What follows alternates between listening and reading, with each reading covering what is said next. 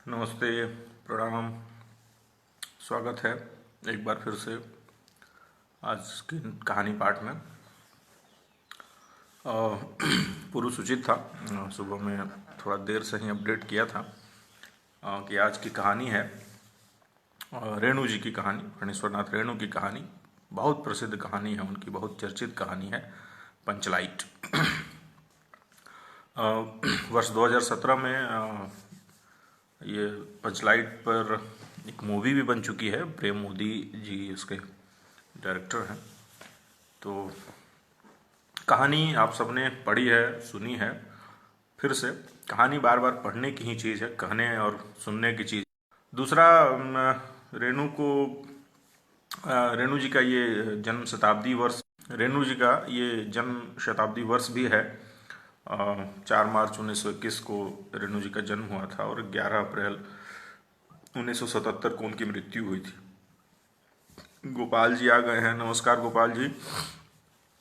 तो शताब्दी वर्ष है, तो इस महीने जब तक देखता हूँ ये चल जाए, कोशिश करूँ कि रेणु की कहानियाँ बीच बीच में आती रहें। वैसे तो मेरी कोशिश थी कि हर रोज़ एक नई कहानी लेकर आऊँ, लेकिन चूंकि ये शताब्दी वर्ष है तो बीच बीच में रेणु की कहानियाँ आती रहेंगी। और एक कहानीकार और जो कथा सम्राट हैं हमारे प्रेमचंद जी की भी कहानियाँ बीच बीच में क्या, प्रेमचंद जी की कहानियाँ ज़्यादातर इसमें रहेंगी। तो पंचलाइट कहानी आप सबने पढ़ी है, सुनी होगी। फिर से एक बार इसको पढ़ते हैं, सुनते हैं कि कैसे ग्रामीण समाज कितना जातियों में बटा जो हमारा ग्रामीण समाज है, उसकी हर स्तर पर अपनी अपनी अलग अलग कैसी कैसी विडंबनाएं हैं, व्यवस्थाएं हैं, सबकी अपनी पंचायतें हैं। टोले मोहल्ले तो हैं ही, सबकी अपनी अपनी पंचायतें भी हैं। और रेणु जी ने अपनी कहानियों में, अपनी कथाओं में, अपने उपन्यासों में जिस तरीके से अंचल का वर्णन किया है, अपनी ग्रामीण पृष्ठभूमि का वर्णन किया है, वो किसी एक खास अंचल पर नहीं है। वर्णन तो उन्होंने अपने अंचल का किया है, लेकिन अमूमन देखा जाए तो वो सारे अंचलों पर वो चीज़ें लागू होती हैं। जो भी गांव घर है वो सब जगह, सारे गांवों पर वो स्थितियां जो हैं वो लागू होती हैं। पंचलाइट का जो परिवेश है वो बिहार का है और एकदम एग्जैक्ट जो ग्रामीण कैरेक्टर्स हैं, जो गांव का जो चरित्र होता है, गांव के जो भोले भाले लोग होते हैं और चालाक लोग भी उसमें होते हैं, अच्छे भी होते हैं और एक दूसरे की क्रिटिसाइज करने वाले भी लोग होते हैं। तो ये लगभग सब जगह है। तो और कैसे कि जब ज़रूरत होती है, आवश्यकता पड़ती है, तो सारे संस्कार और सारे विरोध का भी निषेध हो जाता है और निषेध को भी मतलब अनावश्यक सिद्ध कर देती है। कहानी में जो है कि कैसे पेट्रोमैक्स खरीद कर गाँव में आता है और गांव के लोग जब उसे जलाना नहीं जानते हैं, उसे बालना नहीं जानते हैं, तो गांव से ही बहिष्कृत एक युवक को बुलाया जाता है, जिसके ऊपर इल्ज़ाम लगाकर, पंचों ने उसको जाति बहिष्कृत कर दिया है, हुक्का पानी बंद कर दिया है। लेकिन आड़े वक्त ज़रूरत जो है उसी को बुलाया जाता है और गोधन आकर लाइट बांटता है, जलाता है और उसकी सारी गलतियां माफ़ कर दी जाती है। तो यानी आवश्यकता पर भी है, ये आवश्यकताएं जो हैं वो हमारे सारे संस्कारों और निषेध को आवश्यक कर देती है और यही है इस कहानी का केंद्रीय भाव है। और प्रॉब्लम थोड़ा सा कर रहा है, बीच बीच में ये डिस्टर्ब हो जा रहा है। तो खैर आइए सुनते हैं। अभिनव देख रहे हैं। अभिनव पिछले दिन नाराज हो गए थे कि भैया आपने कहानी मेरे मन की नहीं कही थी। तो हेलो अभिनव, हेलो विवेक, सबको हेलो। तो आइए, संजय कुमार ठाकुर जी प्रणाम भैया, जय हो जय हो। तो आइए कहानी शुरू करते हैं, पढ़ते हैं, सुनिए आप सभी, आनंद लीजिए इस कहानी का। और एक बार फिर से दोहराते हैं रेणु की कहानी पंचलाइट। पिछले 15 दिनों से दंड जुर्माने के पैसे जमा करके महतो टोली के पंचों ने पेट्रोमैक्स खरीदा है इस बार रामनवमी के मेले में। गांव में सब मिलकर 8 पंचायतें हैं, हर एक जाति की अलग अलग सभा चट्टी है। सभी पंचायतों में दरी, जाजिम, सतरंजी और पेट्रोमैक्स हैं। पेट्रोमैक्स जिसे गांव वाले पंचलैट कहते हैं। पंचलैट खरीदने के बाद पंचों ने मेले में ही तय किया, 10 रुपए जो बच गए हैं इससे पूजा की सामग्री खरीद ली जाए। बिना नेम टेम के कल कब्जे वाली चीज का पुण्याह नहीं करना चाहिए। अंग्रेज बहादुर के राज में भी पुल बनाने से पहले बलि दी जाती थी। मेले के से सभी पंच दिन दहाड़े ही गांव लौटे। सबसे आगे पंचायत का छड़ीदार पंचलाइट का डिब्बा माथे पर लेकर और उसके पीछे सरदार, दीवान और पंच वगैरह। गांव के बाहर ही ब्राह्मण टोले के फुटंगी झा ने टोक दिया, कितने में लालटेन खरीद हुआ महतो? देखते नहीं पंचलाइट है। बाभन टोली के लोग ऐसे ही ताव करते हैं, अपने घर की ढिबरी को भी बिजली बत्ती कहेंगे और दूसरे के पंचलाइट को लालटेन। टोले भर के लोग जमा हो गए। औरत, मर्द, बूढ़े, बच्चे सभी काम काज छोड़कर दौड़े आए। चल रे चल, अपना पंचलाइट आया है, पंचलाइट। छड़ीदार अग्नू महतो रह रहकर लोगों को चेतावनी देने लगा, हाँ दूर से, जरा दूर से, छूछा मत करो, देखो ठेस न लगे। सरदार ने अपने स्त्री से कहा, सांझ को पूजा होगी, जल्दी नहा धोकर चौका पीढ़ी लगाओ। टोले की कीर्तन मंडली के मुलगैन ने अपने भगतिया पचकों को समझाकर कहा, देखो आज पंचलाइट की रोशनी में कीर्तन होगा। बेताले लोगों से पहले ही कह देता हूं, आज यदि आखिर ढरने में 1.5 बेड़ हुआ तो दूसरे दिन से एकदम बैकाट। औरतों की मंडली में गुलरी काकी गोसाई का गीत गुनगुनाने लगी।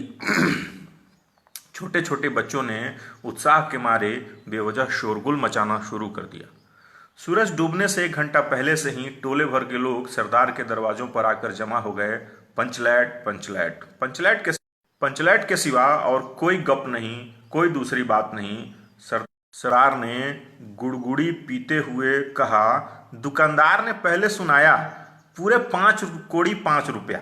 मैंने कहा कि दुकानदार साहब, यह मत समझ लीजिए कि हम लोग एकदम देहाती हैं, बहुत बहुत पंचलाइट देखा है। इसके बाद दुकानदार मेरा मुंह देखने लगा, बोला, लगता है आप जाति के सरदार हैं। ठीक है, जब आप सरदार होकर खुद पंचलाइट खरीदने आए हैं तो जाइए, पूरे 5 कौड़ी में आपको दे रहे हैं। दीवान जी ने कहा, अलबत्ता चेहरा परखने वाला दुकानदार है। पंचलाइट का बक्सा दुकान का नौकर नहीं देना चाहता था। मैंने कहा, देखिए दुकानदार साहब, बिना बक्सा पंचलाइट कैसे ले जाएंगे? दुकानदार ने नौकर को डांटते हुए कहा, क्यों रे, दीवान जी के आंखों के आगे धुरखेल खेलता है, दे दो बक्सा। टोले के लोगों ने अपने सरदार और दीवान को श्रद्धा भरी निगाहों से देखा। छड़ीदार ने औरतों की मंडली में सुनाया, रास्ते में सन सन बोलता था पंचलाइट। लेकिन ऐन मौके पर लेकिन लग गया। रुदल साहब बनिए की दुकान से 3 बोतल किरासन तेल आया और सवाल पैदा हुआ, पंचलाइट बालेगा कौन? अब यह बात पहले किसी के दिमाग में नहीं आई थी। पंचलाइट खरीदने से पहले किसी ने न सोचा, खरीदने के बाद भी नहीं। अब पूजा की सामग्री चौक पर सजी हुई है, कीर्तनिया लोग खोल ढोल करताल लेकर बैठे हुए हैं और पंचलाइट पड़ा हुआ है। गांव वालों ने आज तक कोई ऐसी चीज नहीं खरीदी जिसमें जलाने बुझाने का झंझट हो। कहावत है ना भाई रे, गाय लूं तो दूहे कौन, अब लो मजा, अब इस कल कब्जे वाली चीज को कौन बाले। यह बात नहीं कि गांव भर में कोई पंचलाइट बालने वाला नहीं, हर एक पंचायत में पंचलाइट है, उसके जानने वाले जानकार हैं। लेकिन सवाल है कि पहली बार नेम टेम करके, शुभ लाभ करके दूसरी पंचायत के आदमी की मदद से पंचलाइट जलेगा। इससे तो अच्छा है कि पंचलाइट पड़ा रहे, जिंदगी भर ताना कौन सा है। बात बात में दूसरे टोले के लोग कूट करेंगे, तुम लोगों का पंचलाइट पहली बार दूसरों के हाथ से। ना, पंचायत की इज्जत का सवाल है, दूसरे टोलों के लोगों से मत कहिए। चारों ओर उदासी छा गई, अंधेरा बढ़ने लगा। किसी ने अपने घर में आज ढिबरी भी नहीं जलाई थी। आज पंचलाइट के सामने ढिबरी कौन बालता। सब किए कराए पर पानी फिर रहा था। सरदार, दीवान और छड़ीदार के मुंह में बोली नहीं, पंचों के चेहरे उतर गए थे। किसी ने दबी हुई आवाज में कहा, कल कब्जे वाली चीज का नखरा बहुत होता है। एक नौजवान ने आकर सूचना दी, राजपूत टोली के लोग हंसते हंसते पागल हो रहे हैं, कहते हैं कान पकड़कर पंचलाइट के सामने 5 बार उठो बैठो, तुरंत जलेगा। पंचों ने सुनकर मन ही मन कहा, भगवान ने हंसने का मौका दिया है, हंसेंगे नहीं। एक बूढ़े ने आकर खबर दी, रुदल साहब बनिया भारी बतंगड़ आदमी है, कह रहा है पंचलाइट का पंप जरा होशियारी से देना। गुलरी काकी की बेटी मुनरी के मुंह में बार बार एक बात आकर मन में लौट जाती है। वह कैसे बोले। वह जानती है कि गोधन पंचलाइट बालना जानता है, लेकिन गोधन का हुक्का पानी पंचायत से बंद है। मुनरी की मां ने पंचायत से फरियाद की थी कि गोधन रोज उसकी बेटी को देखकर सलम सलम वाला सलीमा का गीत गाता है, हम तुमसे मोहब्बत करके सलम। पंचों की निगाह पर गोधन बहुत दिन से चढ़ा हुआ था।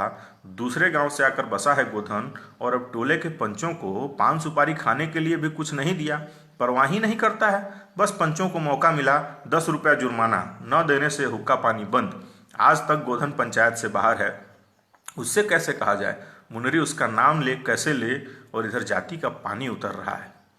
मुनरी ने चालाकी से अपनी सहेली कनेली के कान में बात कह डाली। कनेली, चिगो चिद चिन। कनेली मुस्कुरा कर रह गई। लेकिन गोधन तो बंद है। मुनरी बोली, तू कह तो सरदार से। गोधन जानता है पंचलाइट बालना? कनेली बोली। कौन गोधन जानता है बालना? लेकिन सरदार ने दीवान की ओर देखा और दीवान ने पंचों की ओर। पंचों ने एकमत होकर हुक्का पानी बंद किया है। सलीमा का गीत गाकर आंख का इशारा मारने वाले गोधन से गांव भर के लोग नाराज थे। सरदार ने कहा, जाति की बंदिश क्या, जबकि जाति की इज्जत ही पानी में बही जा रही हो। क्यों जी दीवान जी? दीवान ने कहा, ठीक है। पंचों ने भी एक स्वर में कहा, ठीक है, गोधन को खोल दिया जाए। सरदार ने छड़ीदार को भेजा। छड़ीदार वापस आकर बोला, गोधन आने को राजी नहीं हो रहा है। कहता है पंचों की क्या परतीत, कोई कल कब्जा बिगड़ गया तो मुझे दंड जुर्माना भरना पड़ेगा। छड़ीदार ने रोनी सूरत बनाकर कहा, किसी तरह गोधन को राजी करवाइए, नहीं तो कल से गांव में मुंह दिखाना मुश्किल हो जाएगा। गुलरी काकी बोली, जरा मैं देखूं काके। गुलरी काकी उठकर गोधन के झोंपड़े की ओर गई और गोधन को मना लाई। सभी के चेहरे पर नई आशा की रोशनी चमकी। गोधन चुपचाप पंचलैट में तेल भरने लगा। सरदार की स्त्री ने पूजा की सामग्री के पास चक्कर काटती हुई बिल्ली को भगाया। कीर्तन मंडली का मुलगैन मूर्छल के बालों को संवारने लगा। गोधन ने पूछा, स्पिरिट कहाँ है? स्पिरिट? बिना स्पिरिट के कैसे चलेगा? लो मजा। अब यह दूसरा बखेड़ा खड़ा हुआ। सभी ने मन ही मन सरदार, दीवान और पंचों की बुद्धि पर विश्वास प्रकट किया। बिना बुझे समझे काम करते हैं ये लोग। उपस्थित जनसमूह में फिर मायूसी छा गई। लेकिन गोधन बड़ा होशियार लड़का है, बिना स्पिरिट के ही पंचलाइट जलाएगा। थोड़ा गरी का तेल ला दो।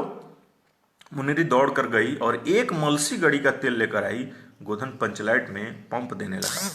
पंचलाइट की रेशमी थैली में धीरे धीरे रोशनी आने लगी। पंचलाइट की रेशमी थैली में धीरे धीरे रोशनी आने लगी। गोधन कभी मुंह से फूंकता, कभी पंचलाइट की चाबी घुमाता, कभी थोड़ी देर बाद पंचलाइट से सनसनाहट की आवाज़ निकलने लगी और रोशनी बढ़ती गई। लोगों के दिल का मैल दूर हो गया। गोधन बड़ा काबिल लड़का है। अंत में पंचलाइट की रोशनी से सारी टोली जगमगा उठी तो कीर्तनिया लोगों ने एक स्वर में महावीर स्वामी की जय ध्वनि के साथ कीर्तन शुरू कर दिया। पंचलाइट की रोशनी में सभी के मुस्कुराते हुए चेहरे स्पष्ट हो गए। गोधन ने सबका दिल जीत लिया। मुनरी ने हसरत भरी निगाह से गोधन की ओर देखा। आंखें चार हुई, आंखों ही आंखों में बात हुई। कहा, सुना माफ करना, मेरा क्या कसूर। सरदार ने गोधन को बहुत प्यार से पास बुलाकर कहा, तुमने जाति की इज्जत रखी, तुम्हारा 7 खून माफ। खूब गाओ सलीमा का गाना। गुलरी काकी बोली, आज रात मेरे घर में खाना गोधन। गोधन ने एक बार मुनरी की ओर देखा। मुनरी की पलकें झुक गईं। कीर्तनिया लोगों ने एक कीर्तन समाप्त कर जय ध्वनि की। जय हो, जय हो। पंचलैट के प्रकाश में पेड़ पौधों का पत्ता पत्ता पुलकित हो रहा था। धन्यवाद आज की कहानी के सुनने के लिए। घर में रहिए, स्वस्थ रहिए, सुरक्षित रहिए। कल मिलते हैं फिर एक और नई कहानी के साथ। धन्यवाद। जय हिंद, जय भारत।